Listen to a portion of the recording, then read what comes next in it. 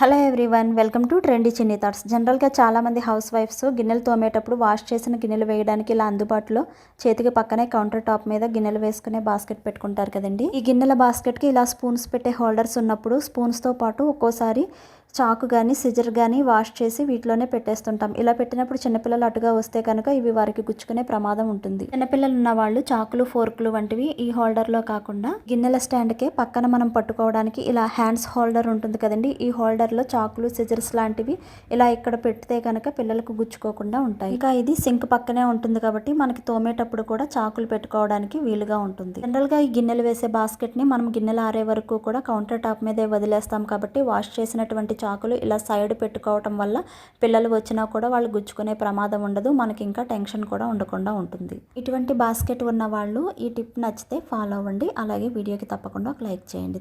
మనం night time పాత్రలు తోమేసిన తర్వాత గ్యాస్ ఆన్ చేసి ఏదైనా ఒక వాడని పాత్రలో 3/4 వరకు వాటర్ వేసి బాగా వేడి చేయాలి.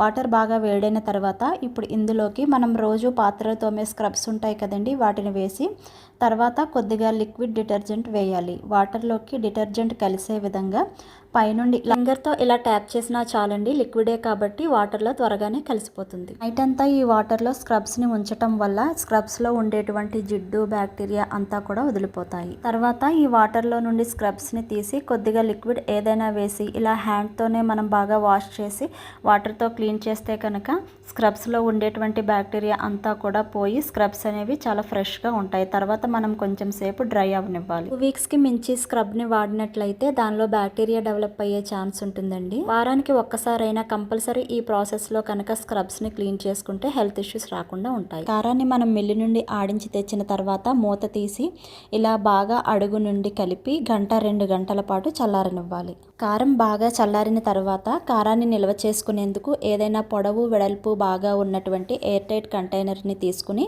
ఈ కంటైనర్లోకి కారాన్ని కొద్దిగా నొక్కకుండా పైన గుల్లగా వచ్చేలాగా వేసుకోవాలి. అంటే కారాన్ని డబ్బాల్లో వేసేటప్పుడు కానీ మొత్తం వేసేసిన తర్వాత కానీ నొక్కకూడదు. కారాన్ని నొక్కుతూ వేయటం వల్ల కారం అనేది బూజు పట్టి పాడైపోయే అవకాశం ఉంటుంది. అదేవిధంగా కారాన్ని ఎప్పుడూ కూడా ఒకే దాంట్లో స్టోర్ చేయకూడదు. 2 డబ్బాలలో నిల్వ చేసుకోవాలి. ఒకటి మనం రోజు వాడుకునేందుకు, ఇంకొకటి నిల్వ ఉంచుకునేందుకు. చూడండి, నాకు ఇక్కడ కేజీ మిరపకాయలకి 1.5 డబ్బాల కారం అనేది వచ్చింది. ఈ కారాన్ని మనం ఇలా ఫ్రిడ్జ్లో స్టోర్ చేసుకుంటే కనుక కారం ఎన్ని నెలలైనా సరే పాడయ్యే అవకాశమే లేదు. అంతేకాకుండా చాలా ఫ్రెష్గా ఉంటుంది. వీడియో నచ్చితే వీడియోకి తప్పకుండా ఒక లైక్ చేయండి. మనం ఒక్కోసారి స్టవ్ మీద ఏదైనా పదార్థం పెట్టి మర్చిపోయినప్పుడు ఇలా మాడిపోవడం జరుగుతుంది కదండి. జనరల్గా చాలా వీడియోస్లో ఇటువంటి పాత్రను క్లీన్ చేయడానికి పాత్రలో నీళ్లు వేసి దాన్ని మరిగేంత వరకు స్టవ్ మీద పెట్టి దానిలో కొద్దిగా సర్ఫ్ వేసి ఇలా క్లీనింగ్కి సంబంధించి చాలా పెద్ద ప్రాసెస్ చెప్తుంటారు కదండి. అవేమీ అవసరం లేకుండా, పెద్దగా కష్టపడి రుద్దే పని లేకుండా ఈ సింపుల్ టిప్ని యూజ్ చేసి పాత్రని చాలా ఈజీగా క్లీన్ చేసేయచ్చు. అది ఎలాగో చూద్దాం. ముందుగా పాత్రలోని మాడిన పదార్థాన్ని కొద్దిగా గట్టిగా గీరైనా సరే తీసేయాలండి. ఇప్పుడు ఈ పాత్రలో మనం పాత్రలు తోమడానికి ఇలా డిష్ వాష్ లిక్విడ్ వాటర్ని ముందుగా ప్రిపేర్ చేసి ఉంచుకుంటాం కదండి. ఈ వాటర్ని పాత్రలో ఎక్కడి వరకు మాడిందో అంతవరకు కూడా కవర్ అయ్యే విధంగా కొద్దిగా ఎక్కువగానే ఈ లిక్విడ్ వాటర్ని పాత్రలో వేసి ఒక నైట్ అంతా కూడా ఈ వాటర్తో పాత్రని నాననివ్వాలి. నైట్ అంతా నానిన పాత్రను వీడియోలో చూపిస్తున్నట్లుగా ఒక స్టీల్ స్క్రబ్తో జస్ట్ పైన తోమినా సరే మొత్తం మాడంతా కూడా ఈజీగా వచ్చేస్తుందండి. చూడండి ఎంత ఈజీగా వచ్చేస్తుందో. ఇప్పుడు దీన్ని మీకు వాష్ చేసి చూపిస్తాను. టిప్ నచ్చితే ఫాలో అవ్వండి. అలాగే వీడియోకి ఒక లైక్ చేయండి. Thank you.